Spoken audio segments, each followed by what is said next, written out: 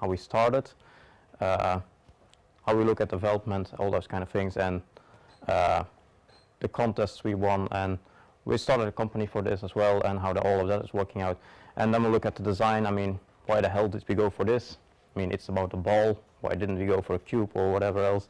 So how did the design work out, and how did it start? And we'll just look at a couple of those things. We'll look at a couple of puzzles, you know, like why did we design this puzzle like this, and the art style, and what's the underlying reasoning, and all those things. So I'll first quickly play so you have an idea what we're talking about.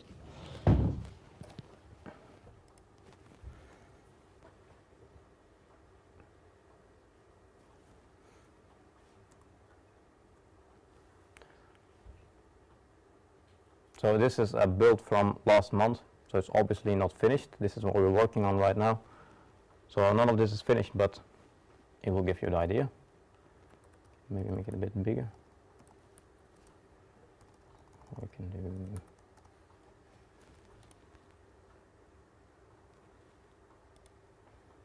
maybe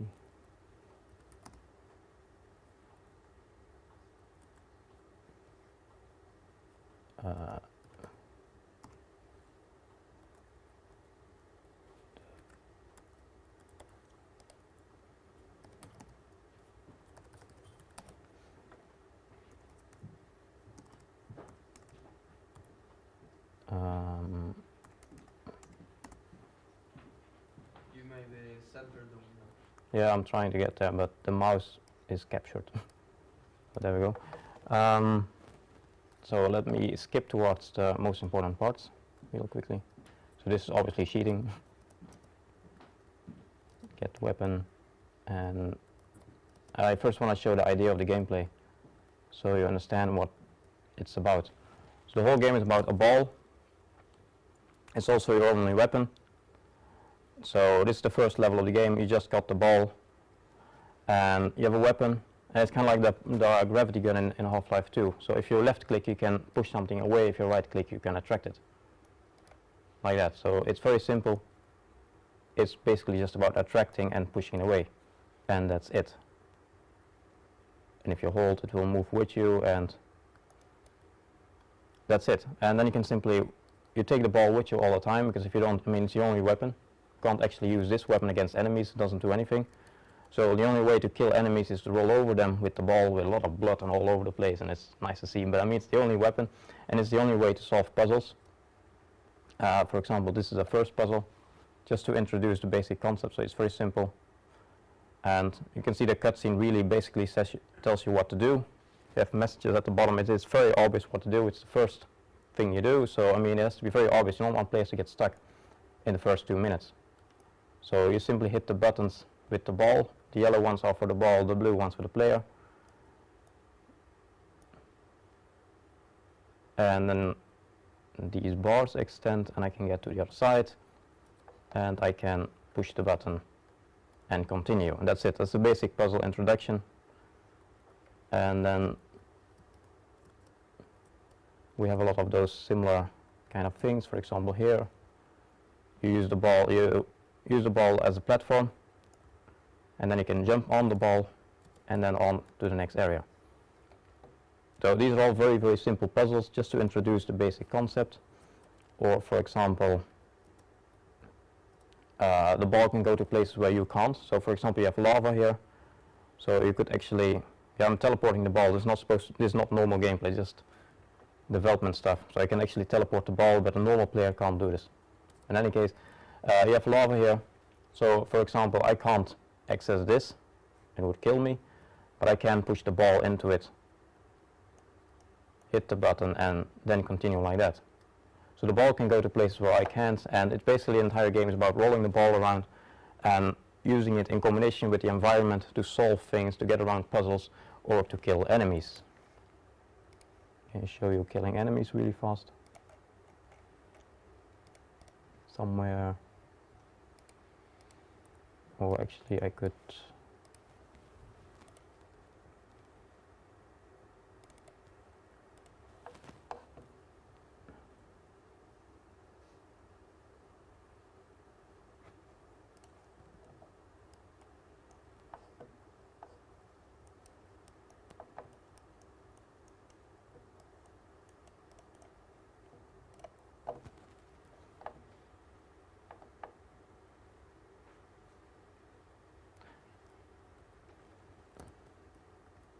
Yeah, lightning is not rebuilds, you have a couple of artifacts, but you have mummies in the world like this, and you can simply roll over them and they will die. We have made new blood effects, so it's cool in a new version, but this is the basic idea. You use it to roll over the enemies, and that's your only way of getting rid of them. So the whole game takes place in a volcano. So it's basically the whole world is one big volcano. You start near the surface, and then you go deeper and deeper and deeper until you eventually come at the very heart of the volcano, and there you discover the actual secret of the world. I can first talk about how we started. So we started this I started with a concept in March 2008, I think, so that's 2 years and something ago. And we started development in, I don't know, I think May 2008. So it's really almost 2 years now. I started it just in my free time as a hobby, together with 2 other people. So we had 3 people doing it part-time, and it was for the first round of the Make Something Real contest. So it was just for hobby, just for fun, more like, oh well, let's try to do something, we'll see what happens, you know. And it was just one level, and it was very basic. I mean, we didn't have an animator, we didn't have a character model, we didn't have anything, you know. We just had a sphere basically, and the basic prototype code to push the sphere around, and then a level, and that was it. And then we went on, and the first part actually was very well received. So a lot of people liked it. We also won the first round of Make Something Real contest, twice even, best mod and best use of physics. So apparently people like the concept, because that's the thing. I mean, it's a new concept. It's kind of simple as well. You know, just roll a ball around. Will people actually like it? You never know that. So, but apparently they actually liked it. So we made a second part, a second level, and a third level even. We also started getting more people. So we went from 3 people to 6 people, and we made 2 more levels. We again released 3 months later. We released. And then we won 3rd place, I think, best mod, and 1st place, best physics again. So again, I mean, it was again well received, and we went on. Then we went to a 7-month development period after that, and 12 people, so we doubled up again. Again, that was very well received. We went back to 1st place, best mod, so we reconquered our original position. And then we made a part 4, also for the contest. So the contest was spanning 1.5 years. And in the 1.5 years that the contest spans, there were 4 public rounds, and then there was a grand finals. So we had 4 public rounds, and for every public round we basically resubmitted our game, but then with extra content added, and we repolished what we already had. So for the 3rd one we went to 12 people, 7 months. For the 4th part we went back to, I think, like 10 people, and or maybe not 12, and it was just 3 months. And for part 5, which was the grand final submission, it was again just 3 months, and again just 12 people. So I mean we nicely ramped up. We started with just 3 people, just 3 months development. We made a prototype, was well received. We went to 6 people, we went to 12 people, and then we stuck to that. You know, a lot of teams that work online, either they just immediately try to recruit like 50 people, which is not going to work out. You can't even do that if you're a real company. I mean, you can't just throw 50 people together and then hope that everything works out. So we really went step by step and started very small and gradually went up. And as soon as we had enough people, like around 12 people, we just stopped recruiting people. Because at some point, just throwing more people at the problem is not going to fix it. The most efficient groups are between 4 and 8 to 10 people. So I mean, by 12 people, we just stopped recruiting people, because we are most efficient with those numbers. And then all the parts were very well received. I mean, in the end, in Make Something Real contest, we won 2nd place in the grand finals, and we won 5 first places in the other rounds, and like another 5 top 5 places beyond that, which totals, I don't know how much money, but a lot of money. The grand finals alone, together with, I think, phase 4, the last round, got us, I think, 360,000 kroner. So we have startup cash for the company, and that was what got it started. I mean, it was well received, and at the same time, we were all doing this in our free time, you know, just after school, after work, and then after a while you have something like, well, it's very well received, we have a really big game, it's working out, we have money, we can actually do more with this, you know, we can actually maybe make an entire game from it and maybe actually sell it. So that's the next step. So at some point, because I worked for Epic Games in 2004, so I know them, so I emailed Mark Rain and I asked them, well, we want to do something with our game, as you, and you probably know our game, because I mean it's his contest. So we want to do something with our game, what would it cost to get the engine, Unreal Engine 3? And they said, I phoned with Mark Rain and he said, well actually we have this new thing which is called the UDK, Unreal Development Kit, and we're going to announce that in a couple of months from now, because I did this in May or June last year I think, and he told me we can actually get you in right away. So I got early access to the Unreal Development Kit and I agreed with Epic to build a demo for them, and Epic would push our game or demo, and in return we would get the publicity from them, and we would give them publicity as well. I mean, we give them a demo, so they have a demo to show their UDK with, and in return we got also publicity and we got early access. So we got the start, we got the engine covered, so we have an UDK license set up, and we had help from Epic, and we started a company now officially, and so it's working out. So we started really small and then just gradually build up, and we work really focused and really fast. I mean, I can show you later on what we've done in just 3 months' time, but it's a lot of work.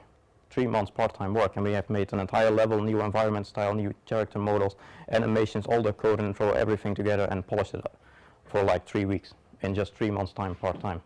So we work really fast and it's very focused, and the whole focus part especially is the key of our design. We did something kind of unorthodox. I mean, the whole concept why we have a ball is because it's simple. We never really started a game because we dreamed of having a game about a ball. We just started it because it's efficient. That's the main thing. A lot of people just, for some reason, start to design things from their dreams, and then I'm going to try to make all their resources. So how much money do you have? How much knowledge do you have? How much time do you have? They're going to try to make all of that actually fit their dream. And then at some point they're going to realize that they can't actually do it. A lot of people do this. Just to name my most extreme example I've experienced so far, in 2004 or 5 and 6 actually, I worked for a small Dutch company. They just made a game together. First game was a third-person squad-based action shooter or whatever. It was just a small game. And then after they were starting on a new project, and I was recruited for a new project. It was an MMORPG, and it was supposed to run on Unreal Engine 2, and it was supposed to be a competition for World of Warcraft, kind of. Like most companies that start MMORPGs, they want to make the next World of Warcraft, of course. So it was supposed to be a competition for that. I was recruited for that, but the game took ages to complete and it didn't really work out. And why not? Because they wanted to make an MMORPG, which is a very, very hard game to make because it's huge and very complicated. It has to be very well balanced, very well pushed. You need a lot of support for it, you need service for it. I mean, it's very difficult to do an MMORPG. They only had made one game before. It was a small game. Most of the team they recruited was new, so it didn't work out. And the idea was simply absolutely huge. I mean, the game basically had 3 different parts. First of all, you had the normal MMORPG world, so just running around in a big world killing monsters. And then you had the next part, which was all the worlds were in a big rock, and the big rocks floating around in space. So you basically have planets in space, and you could take a spaceship from one planet to another planet, and then along the way you could also basically have a space sim. You can fly around, you can shoot monsters, and they die in space. So you have a second game as well. You have an entire space sim game, you have an entire regular MMORPG game, and then you can also go back in time and play co-op single-play missions like 10,000 years ago. So you had 16 single-play missions, you had a space sim, and you had an entire MMORPG with 6 different worlds. And you only had 20 people who had no prior experience working together, who had no experience working with Unreal Engine, and Unreal Engine 2 wasn't even made to do MMORPG, so they actually had to rewrite the entire network code. I mean, that's not going to work out. And a lot of people, for some reason, design stuff from their dreams. They start with this dream, I want to make an MMORPG, or I want to make a space sim or something, and it's going to look like this, and this, and this, and this. But I only have maybe 5 months time, I only maybe have 10 people, but who cares, it's going to fit. You know? and it's not going to fit usually. And this also, we eventually did finish the game, but it really, the quality of the game wasn't that great, because I mean you spend all your time on trying to make the game actually work rather than trying to make the game cool, and that's the major part. You shouldn't spend your time on trying to pull off some technical impossible thing or whatever, you know. You should just spend your time just polishing it like hell. I mean, our game, we have all the content, we already have all the content. We have all the levels, we have all the models, everything is there. We're going to spend the next 4 months or whatever simply polishing it up. And we've already done it for months. So I mean, we spent a large majority of our time on just polishing what we have and redoing it and fixing and fixing and fixing and fixing. We don't spend a large majority of time on actually trying to make it work and then spend a week on actually finishing it. The majority of the time is spent on finishing it. So we went for a really basic concept, something that fits our time. When we started this, we had 3 people and 3 months time, no character artist, we had no animator, we only had 1 programmer. So I mean, it's very simple. So what kind of game can you do when you have no animator and no character model and nothing of that? Well, I came up with this concept. So I basically made my concept around what I have rather than trying to fit what I have around my concept. So this is simple, because you don't need animations for this. You have a ball that rolls around, you're done. And you don't need a character modeler either. I mean, it's nice to have a character modeler, of course, but eventually you could make a prototype with just making a sphere and max exporting it and you're done. Right? So I mean, making the prototype is really easy. So we got the prototype up and running in like a week and like a couple of hours work. And after that, we could start making it cool. So again, same thing. We didn't spend 2 months on trying to make our prototype work. We spent a week on trying to make our prototype work and then spent 2 months and 3 weeks on making it cool. You know? So it's very simple. The whole concept is based around that. And then after that, we started expanding it, you know, because yeah, then it works. So we have time left now. We get more people in the team grows. So what more can we do when we have this? And then you start to expand, you start to throw in a couple of enemies, you start making a new ball that's not just a sphere but actually looks nice. You start making a new weapon and you start throwing in stuff and then you expand it. So we have a very simple core concept. The core is very simple, and then you can just throw in things on top. If you don't have time left, you just take one of the things out and the whole concept still stands.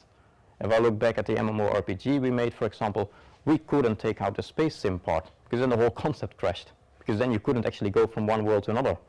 So the 3 games were dependent on each other and you couldn't just take one of the games out and simplify the core. And that was really bad, because in the end we didn't have time anymore, but we couldn't simplify the idea either. But this one we could, because the basic concept is extremely simple and everything on top is just extra. It's nice to have, but technically we can just dump it. So, see if we have something interesting. This we just explained, this kind of too. Yeah, well, this is the history. So the whole game was made around that concept of starting really simple and then expanding it. And in any case, we were still a small team, a small company anyway. So like the start, you fall through a hole. You don't see what's above the hole. You start and you immediately see the hole down. And then high above you see like a character silhouette, and that's it. If we can't do it another way, because I mean we can't make an entire cutscene if we're a small company, so you have to be efficient about your choices. How can you convey the story and the basic, how can you convey who the player is without actually making huge cutscenes with dozens of different characters, animations and all that. So just very simple, and we work mostly with insinuating what it's supposed to be.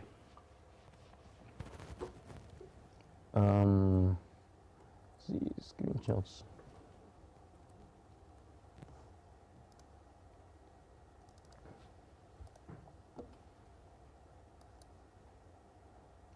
So the game is set for release in August as it stands now. Yeah, it crashed. And we're going to release digital and maybe retail as well, but I mean we're just still looking at doing that. But digital, of course, Steam and other things is the idea. And then we'll see if we can do retail and if we can do console at some point.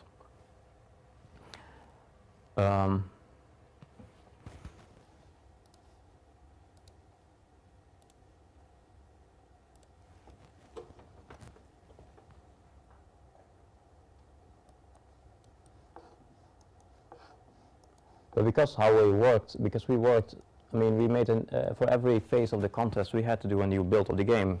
So we were really forced to eat and stick to deadlines. I mean, we couldn't decide our own deadlines. We had to stick to the contest deadlines. And at the same time, we also had to work very iterative, you know. We had to work with iterations. Every time we had to resubmit, we had to make sure that the new one was better. So we were forced to actually look back at all the old stuff we did and fix it up. And for the next round, we had to do it again. So we really worked in steps, you know. We made something, for example, this level was half smaller the first time because you basically just started here. But that was kind of bad because then, well, actually you even just started here. And you just started with a weapon, and then you immediately walked into this room and you got the ball. But I mean, there's not much introduction, so we added a couple of rooms. So we added this room, so you actually have a place where you pick up the weapon first. And then we added this room, because we had to introduce where you use a button. So this is a very simple button, a very simple puzzle basically. Stand on button and door opens, that's it. But it's more like just to tell the player, look, this is a button and it's going to do something. Because at first we didn't have this, and the players were just, they got the ball, they went to the next room, and they immediately were confronted by two different buttons in the whole puzzle. They also were immediately confronted by two different buttons anyway. I mean, you have to press both of them. So it's much too complicated. So we scaled it up. We make sure it was a lot more gentle to get into the game. That's why we have this room. So just to show the player, this is a button. If you stand on it, this is how you activate it, you know. All those basic concepts. Same here. We have a button here, so you have to hit this with a hammer, and that will activate this really blocky stair, which we're going to fix soon. But in any case, this is just to show the player, look, you can't go on. You first have to get the weapon. That's thing one. So we block the road ahead by forcing the player to first get the weapon, because otherwise they might miss it. This is not ideal anyway. When you walk up this ramp, you actually face this direction, but you're supposed to go there. So this is not ideal. And we're aware of that, it's not ideal, but we don't have the time to redo these things at this point. So we force the player to stop. Ooh, I can't go on. Let's turn back. Ooh, there's a weapon there. Let's pick it up. And then let's use it on this button. And this button shows the player, look, there's a button, looks like this, and that means it's meant for the weapon. So just to show the basic idea.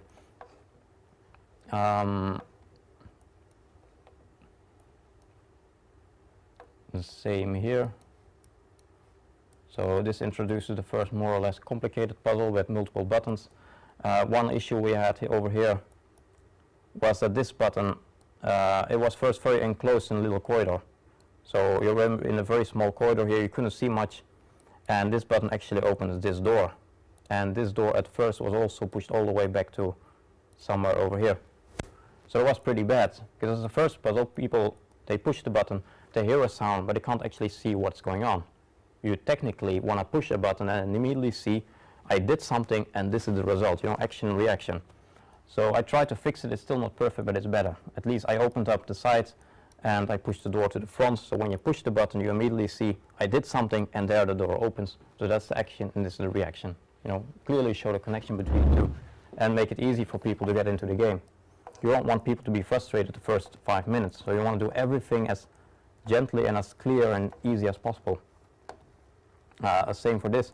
This corridor was first a very small little corridor, and when you start with the game you may have some problems controlling the ball. You know, it's a new concept, some people don't really understand how they have to use their mouse to control the ball. So a lot of people had trouble actually fitting the ball in this really tiny little corridor at first, you know. That was pretty bad because people got stuck on actually getting out of the first room. So we made this a really big corridor, and it's also slightly sloped, so it goes down a little bit, so it's very easy. And I mean, these red things are invisible blockers, so they really push the ball into the right direction. So it's very easy right now to actually progress and get the ball to the next door. All of that is really meant to make it easy, and that's the general idea about the game too. We don't really want to make a game that has very difficult puzzles. It's not about making the most complicated puzzles ever that's going to take you years to complete. It's more about the fun and the experience. We want people to come at home after work or at school and just relax in our game. We don't want to make them even more stressed out by giving them really difficult puzzles or by making it really frustrating. You know, that's the same reason we don't have anything with time, well, not a lot. You know, so you don't actually have like just 10 seconds after you press this button to run all over the other place, press that button again, run back, and then open this door. I mean, that's very stressful. We don't want to do that. So the whole game is focused around making it very relaxing to play, but not necessarily very difficult. You don't play for the puzzles, you more play for just the experience and the atmosphere and the story. That's the idea. So we're making it really easy to play. During the game you can press X. Right now we're going to change the button, but you can press a button and then you get a hint message. So you can actually ask anywhere in the game, you can ask the game, what the hell do I do? And the game will tell you exactly what to do. Because we think that, I mean, you paid money for the game. If you want to cheat and if you want to just get the answer on how to solve something, that's your problem basically. I mean, you paid for it, and if you don't want to get stuck and if you just want to continue the next room, that's your thing, your choice. So you can actually press a button and the game will tell you what to do. Let's see. Yeah, and the concept is original somewhat, but it's also still very, very similar to other games. I mean, it's similar to the Half-Life 2 gravity gun. It's still first-person shooter. You still have a weapon, so it's a nice blend between a new concept and the standard stuff. You know, we just added a ball to a standard concept basically, and most concepts are like that. I mean, if you look at most games, they are just the same old game with something added on top. Because if you go too far, then that might alienate people. You know, some people might not actually like what you've done with the new stuff, or it might be difficult to get into, or they can't really imagine what your new game is like, so they might not be interested because they think, oh, it's something, this weird type of game, let's forget about it. I'll just go play Left 4 Dead or something. So we got a very basic concept that's very simple, easy to understand. You just walk around, first person, you have a weapon, and there's a ball. You can hit it, and it will roll, and that's it. You know, very simple concept, very simple core. But it didn't mean we had to work slower, and we had some problems that most others don't have. For example, what happens a lot in games, you walk through a corridor, suddenly the corridor behind you collapses and you're stuck. We can't do that, because what if the player actually left the ball in the previous room? You know? So we can't do that, or we can't suddenly collapse the floor, because what if the player left the ball in the previous room and he collapses through the floor, and then he's one floor down, well, the ball is still up there. I mean, then you're stuck. So we can't do any of that. We really have to design our puzzles so we're absolutely forced to have the ball with you when something happens. For example, we have magnets, and the magnet can attract the ball just to make sure that the ball is in the area, and then something happens. For example, the magnet lets go, and then it's just the ball falls down, it crashes through the floor, and then we force it to be on the next floor. So we really have to be careful with those kind of things. We can never make doors that close behind you, for example, same reason. In general, you can't really make stuff that collapses anyway, because the ball might get stuck below the collapsing thing. So that's a bit of that's the design thing we have to work around with. Let's see, maybe I have something like that somewhere. Yeah, like the elevator. I mean, we have an elevator. Normally, you can just walk into the elevator and we'll take you down. But what if you actually leave the ball up here? Then you're stuck, because you took the elevator, you're down there, and the ball is still up here. So we've made a magnet in the elevator. And there's a button here, this one. So you first have to roll the ball into the elevator. It hits the button, activates the magnet, the ball is attracted up and stick to the magnet in the ceiling, and then the elevator goes down a bit because of the weight of the ball, and then this button becomes available for the player. So then you can jump into the elevator and you can stand below the ball, because the ball is above you. You press the button and then it goes down. So you have to do a lot of those things to work around our issues.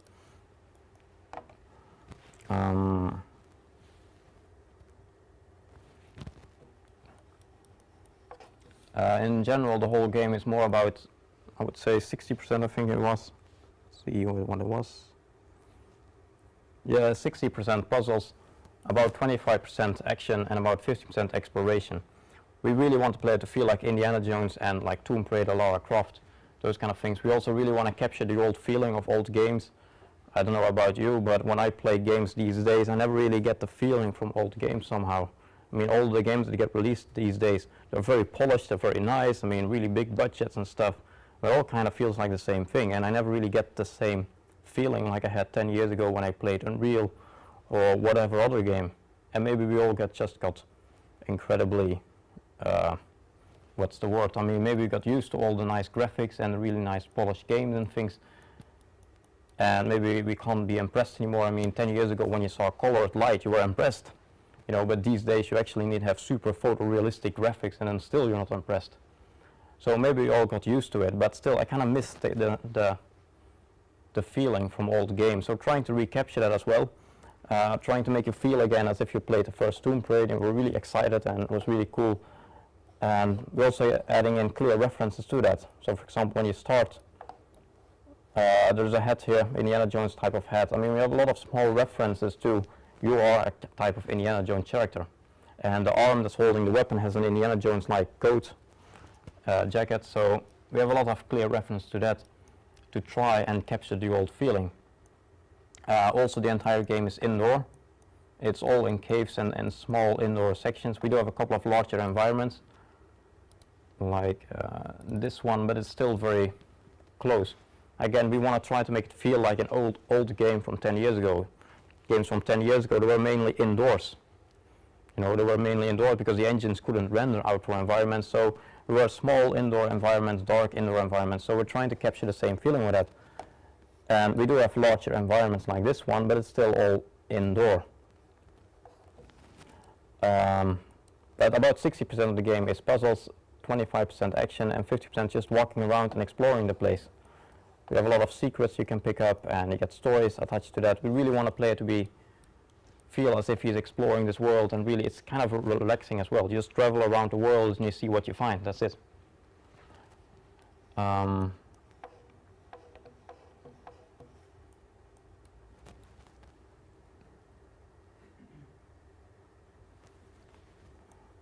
we couldn't have done just puzzles or just action, because then it might have gotten boring. I mean, if you do the same thing all over, and every time it's almost the same, it's going to get boring. For the same reason, none of our puzzles are really the same, which was quite a challenge, because I mean, you only have one weapon, you only have the ball, so how can you fill, we have 6 hours of gameplay, how can you fill 6 hours of gameplay with rolling a ball around without doing the same thing twice?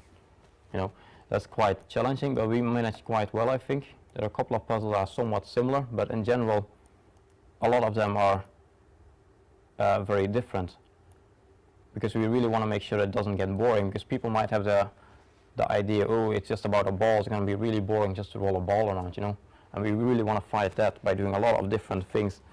And for example, here you can actually use the ball to electrify the water is going to electrify and in turn kill the worm, and it's going to look nice, because you have lots of electric effects going on, and that's cool. And we have a lot of those things. For example, here, this is a very dark section, so it's pitch black, and then the lights on the ball goes on, so you basically, the ball acts as a flashlight.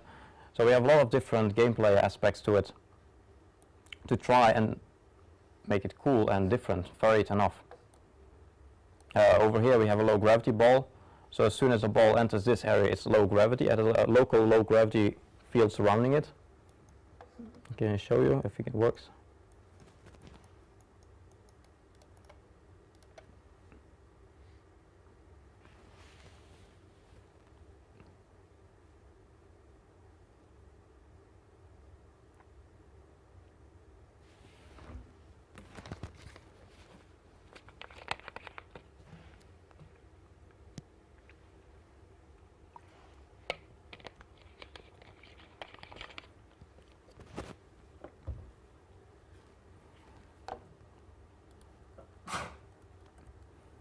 Again, same here. I mean, we can't just make this an open hole, because then the ball can fall through and you have a problem.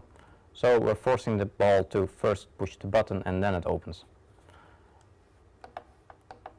We have a local, this is a gravity gate, kind of. So you push it through and then the ball gets a local low gravity field. So in here, it's low grav. And if I go outside the area, then it's still normal gravity again. So I now have a local gravity field to take with me, and I can use that to overcome puzzles. Like there's a big jump up here, so I can put the ball down here, and then just jump up, and I'm on the other side. So a lot of those kind of things, and we really try to make it interesting and varied. We threw in the enemies to make the puzzles varied again. I mean, if you just make puzzles all the time, it gets boring as well. So we throw in enemies and we really spread out our features. Every time you enter a new environment, for example this one, we'll talk about a bit about our spreading and pacing and how we spread out our features. So every time you enter a new environment, we really want to set the tone. So as soon as you enter it, this is probably not rebuilded, kind of not perfect. As soon as you enter it, you always get a big open vista. So you can see the whole level or part of the level, and you're immediately introduced, okay, you're in a new level, this is a new environment, looks like this, and this is the whole world that you're going to explore. We always do that for a new environment. So for example, this is at one environment, this level is two levels large, 1 and 2. The next one starts in a similar way. It probably crashes. Yeah.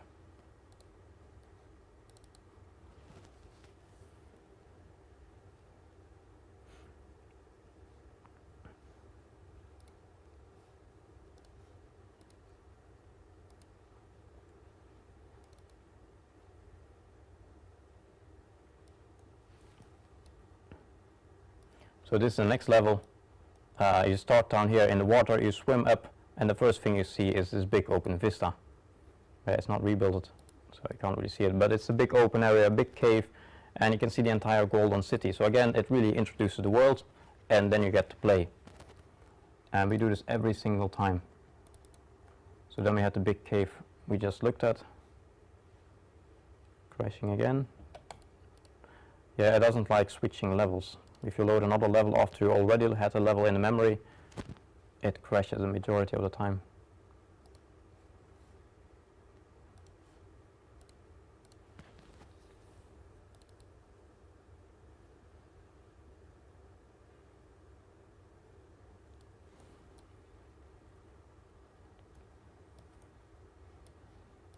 So then we have this level.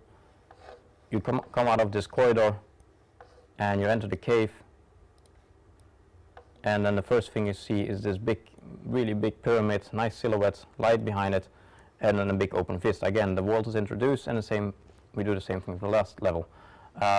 In the first level we introduced the basic concept, of course, just more like a tutorial level. We introduced the weapon, the ball, the gameplay, all those kind of things in here. No enemies yet, because we don't just want to throw everything in it at once. You know, last week I was at Future Games in Stockholm. The students had an assignment, make a level, just a single play level concept, come up with a concept for a single play level. And then a couple of them said, well, this is the first level of my game, and then here you spawn, in the next corridor you come across like 10 different soldiers, and in the third room you come across elite soldiers, and in the fourth room across this. I mean, you have so much stuff on just 2 minutes of gameplay, you can't do that. So you want to spread it out, you can't just throw 10 soldiers at the player. How does the player know what a soldier is or how they behave? I mean, you have to do it gently, step by step. Another example one of the students did was, well, he said, this is my first game, first level of the game. You start in this room, and then you have to jump down to this alley down below you. But how do you know you can actually take the jump? You know, no one ever told you how high you can jump, because it's the first time you play. So you can't just expect the player to just take the guess and jump one floor down, because he might think, oh, I might die if I do that. So you want to do it gently or force the player. For example, in the case of the alley, I would make a balcony. So you step on the balcony, and then the balcony breaks and you still fall down. But then you kind of force the player, you gently make the player go to the alley. So same thing here, we really spread out our elements. We have 6 hours to fill as well, so how do you spread out everything you have over 6 hours without making it too much at once, or without making it boring or repetitive? So the first level is just puzzles. You also can't die until all the way over here. So it's only halfway through the first level that you can actually die.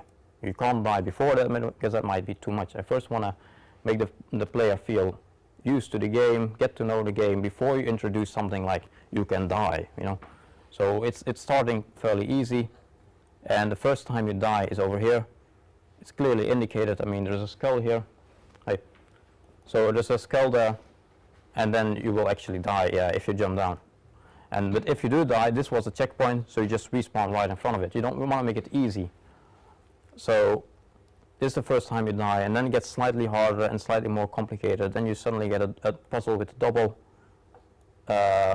double button setup and 2 different rooms. So you have to solve and this room before you may continue. So it kind of goes up in complexity, but very gently. No enemies yet. You don't want to do the whole fighting thing yet.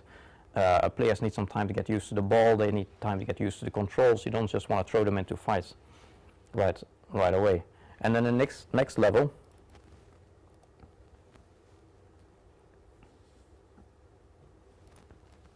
in the next level, this is very unfinished here.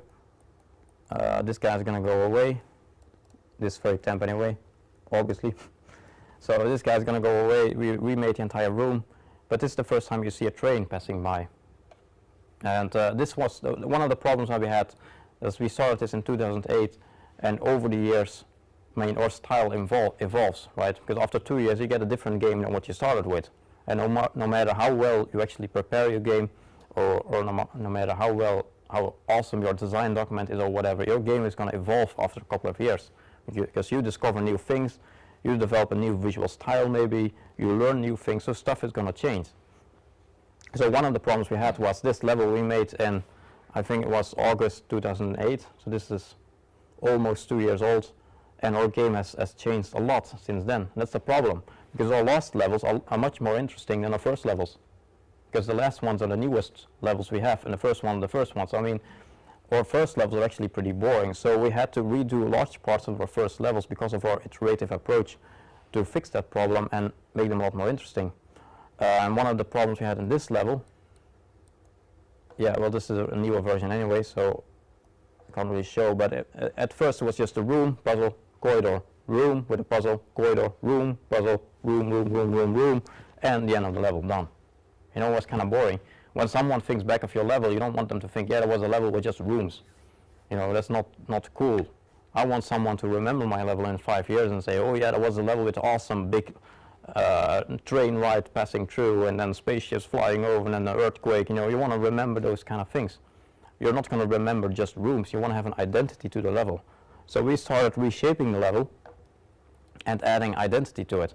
So we restyled the level to be a mine level, basically. So you have mine cars passing by, and you have trains, and you can actually take one of the trains at some point and ride with the train through caves and do things. And that's cool, because that's something that people will remember. In 5 years, they will actually remember, yeah, there was a little level with the trains. That's what we want to have. So we're restyling this. We're introducing what sets this level apart, you know. How do you remember this level? Same thing like with this. This is the first thing you see. So we remember the level, oh yeah, that's the level with the big pyramid. And then after that we give them a second clue, oh yeah, that's also the level with the trains. And then we've set the mood and they can actually start playing. So we have a normal puzzle here. And then it's going to start to get scary, because we want to introduce enemies. We can't just throw an enemy at the player. You know, we can't just suddenly say, oh look, here's an enemy. You know, you want to first make it clear to the player, look, this is our game, but we do have enemies too. So we're going to preview an enemy. For example, in a combat game, you can have like enemies flying over in a helicopter or something. You first want to tell them, look, there are people here, or other soldiers. There's something more than just you. Or you can have like soldiers passing by, running behind a window or something outside the building. You want to show there is something going on. So here too, we're starting to introduce the enemies. So as soon as you come through this door, you will see a couple of mummies running by in a distance. You might have missed them, but they actually run by, and it's starting making it very scary. It's also not very scary if you just throw mummies in right away. I mean, if you just have a mummy standing here, it's not scary. You want to build up the suspension a bit, and you want to introduce the enemy. So we have mummies running by here, and you just puzzle some more. You're running around a bit, etc. To here, but then still you see mummies running by all the time. You have some flickering lights, so it's getting very scary. You start building on the suspension, more mummies running away, etc. You come here, there's a mummy waiting here, then quickly runs away, so introduce it. But you don't actually just show it yet. This room has been redone entirely. And then it's only all the way over here that you actually fight the first mummy. So there's a long build-up before it finally happens. So then you fight the mummies. You fight one first, and then the rest comes. You don't suddenly want to throw 10 different enemies at the player. You want to do it more gently. We go on a bit, and then the enemies get more obvious. I mean, they don't just surprise you, they're actually waiting for you, so it gets more obvious. Not much interesting to see here. And then we finally introduce the first vehicle. So this is the train, this is actually drivable. You can enter this and it can actually drive over the tracks all the way to the other side. This is about, I would say, an hour into the game.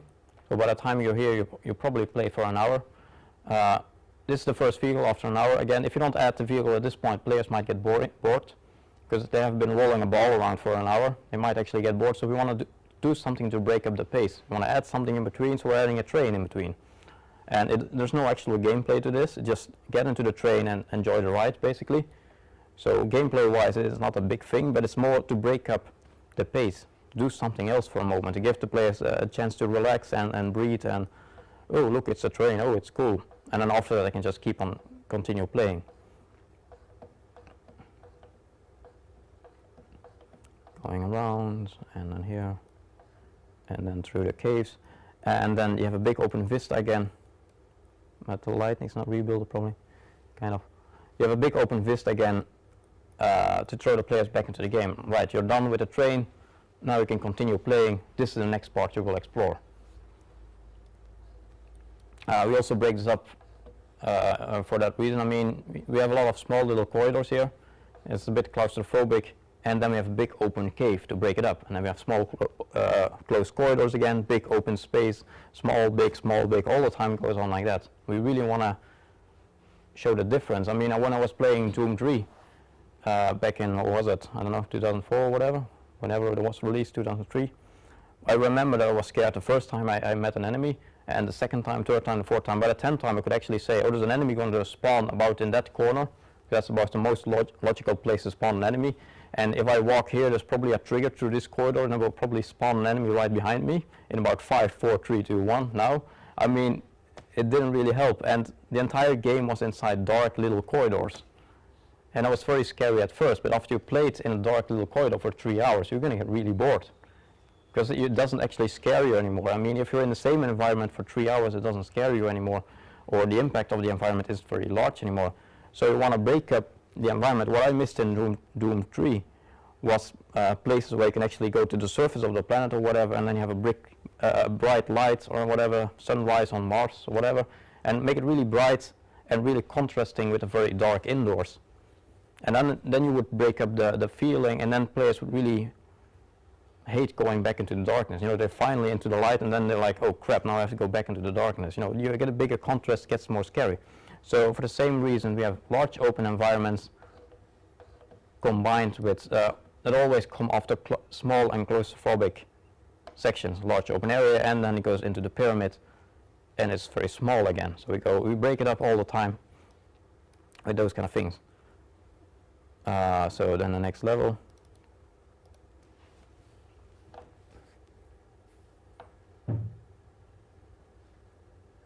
Crash, I guess. Yeah.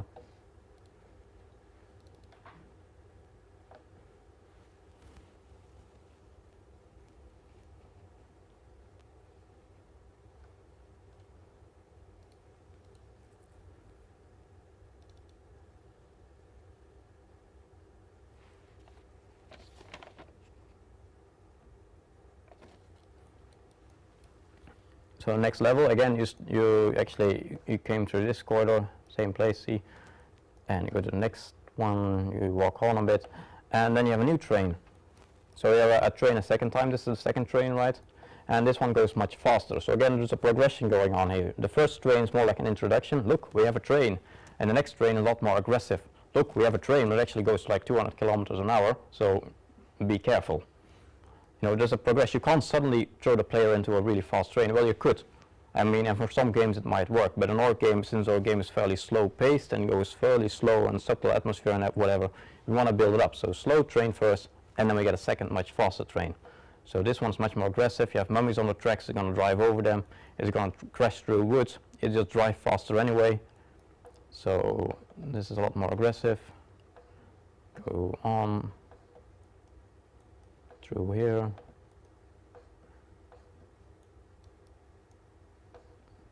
around, and then you fall off the tracks and you crash into the water, and that's it. Then you're done. You swim out of the water and you can continue. This is where we introduce our king, and our king is like G-Man in Half-Life. So it's just a guy, he never fights you, he just looks at you all the time, and he just follows you. So he's always standing somewhere in the level, and he's just looking at you, and that's it. And it's very scary actually, because yeah, who is the guy, and what is he doing there, and all those kind of things. So we just added him for atmosphere basically. But this is where we introduce him. You walk down the stairs, and he's actually standing over here, so you can't really miss him. And then he walks away while you pass under him. So we introduced that here. We also introduce a new gameplay aspect here, and that is that you can attract nails out of the wood with the ball. So the ball becomes like magnetic, and that pulls out big nails out of the wood. They stick to the ball, and then basically have a big ball with lots of little spikes and stuff attached to it, which gets very dangerous. And at some point you can reverse the magnetic field, however scientific that is, but whatever, it's fantasy. So you can reverse the magnetic field, and all the spikes, they fly out again. So you actually have like a frag grenade, basically. You can turn a ball into a frag grenade. So introduce that here. A simple puzzle for that. Then we go on. We have a hole in the floor here. So like I said, we have a magnet above it. The magnet attracts the ball, and then when the puzzle is completed, it drops the ball and falls through the wood a level down. If we hadn't done this, then the player might have jumped down without the ball, and that would have been really bad. So we forced the player to take the ball with him. Next area, and there's not much going on here actually, just a bunch of normal puzzles. And this is just all very normal. So next level. So this is always a point where we might need to fix something or do something. I mean, this is one of the first levels too. So we're only introducing one new thing, and it might be a problem because we're introducing the king and we're introducing the nails, but that's it. After that, the entire game is just like with what you've already done for an hour at this point. So maybe it's too boring for new players. Maybe the players might get an idea at this point, oh well, the game is more of the same. I've already done this, I get bored. So we have to really be careful with those kind of things, and we might have to break it up even more and add something new somewhere in between that really catches their attention. Like a train, you know, suddenly there's this totally new thing and they're interested again in the game. So we might have to fix that. So then we get a new level. You have been playing for an hour, 20 minutes or something at this point, and everything looks the same. It's all this tile, you know, the normal gray bricks and the wood and stuff, and it might get boring. Crashed again. So at this point we're introducing a new environment style to break it up. So now suddenly we have a golden environment, a gold city. It's all for this reason. I mean, we really spread it out. You've been playing for an hour, 20 minutes roughly. You probably get bored by the environment by now, so we need something new. And you probably get bored by this enemy by now, so we need a new enemy. So really, you try to estimate how long is it going to take before the player is going to get bored by what I've done. You know, it might take half an hour or an hour or something, and after that you have to give them something new or they're going to quit the game. So we give them a new environment and a new enemy. So this is our golden city.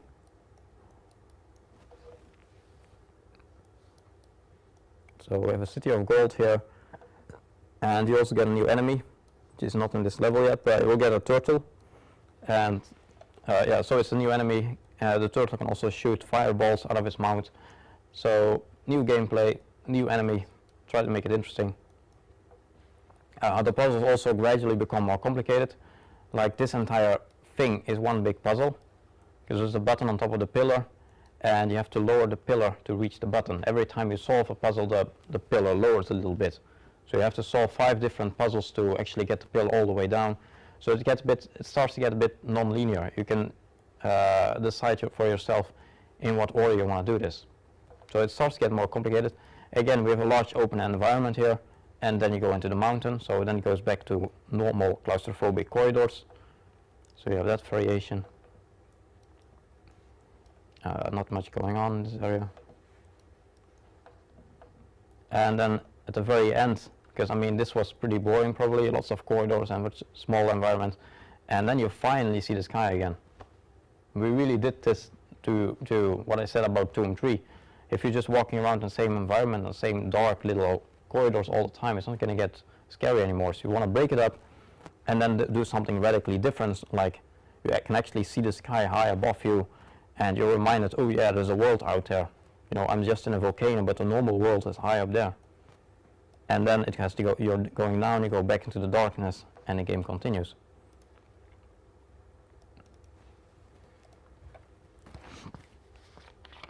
Crash, I guess.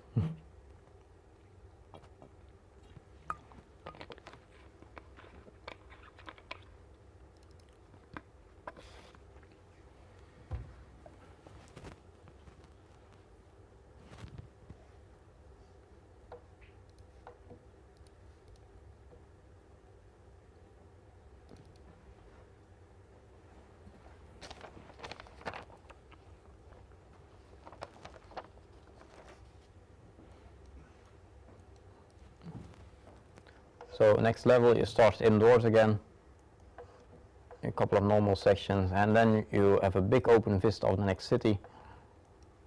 It basically looks like this.